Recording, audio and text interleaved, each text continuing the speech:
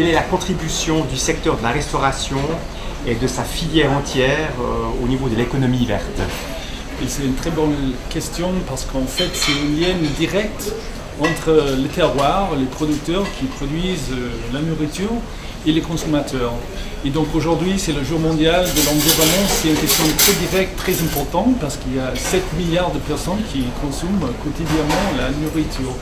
Et en fait, le lien entre la nourriture, la production et l'environnement, c'est direct parce que c'est la gestion de biodiversité des écosystèmes à travers l'agriculture qui donne en effet cet impact positif pour la soutenabilité. Donc ils sont liés directement et c'est ça la question que vous posez qui doit diriger nos habitudes de consommation quotidienne.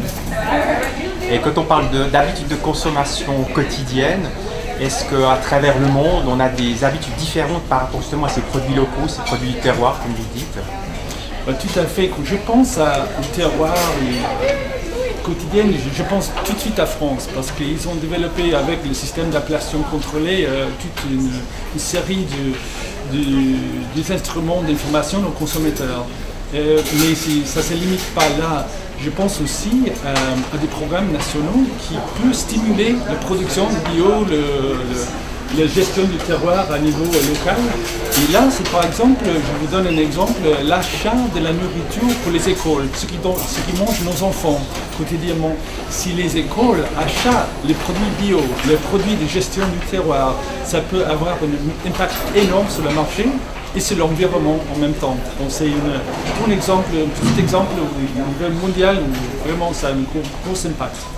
Est-ce que vous avez un autre exemple à nous donner, à part les enfants, leur éducation par rapport à l'école, à l'environnement? Est-ce qu'il y a d'autres consommateurs aussi qui sont touchés par d'autres exemples?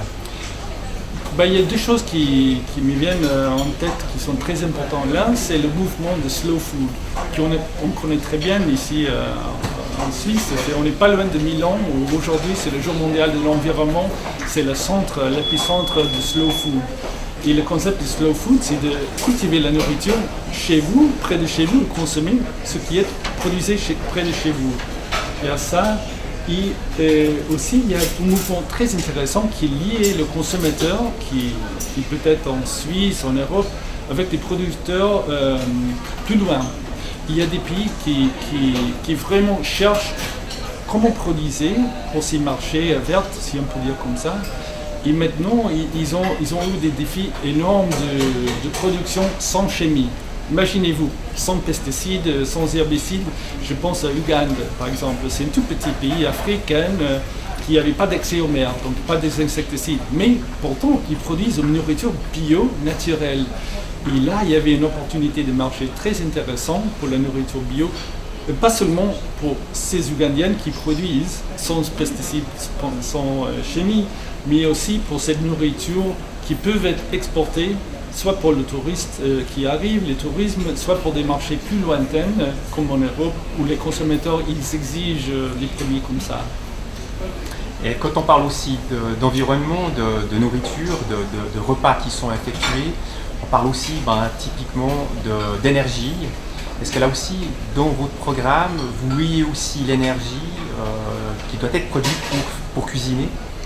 Oui, la question d'énergie, c'est fondamental parce qu'il y a beaucoup de la population mondiale, plus de 2 milliards de personnes qui n'ont pas d'énergie propre, on peut dire.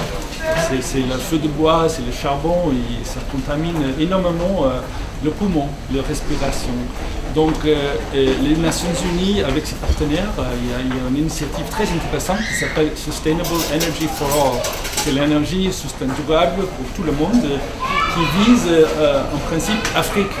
D'abord tout le monde, mais Afrique en particulier, parce que le problème c'est très accentué en Afrique.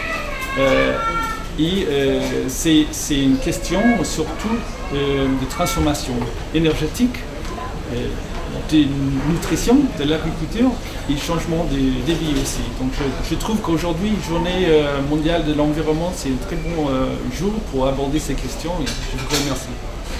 Et maintenant, à titre plutôt privé, je pense que vous consommez dans notre restaurant Eldora parfois des plats, des menus. Est-ce que vous avez une préférence dans nos restaurants au niveau culinaire?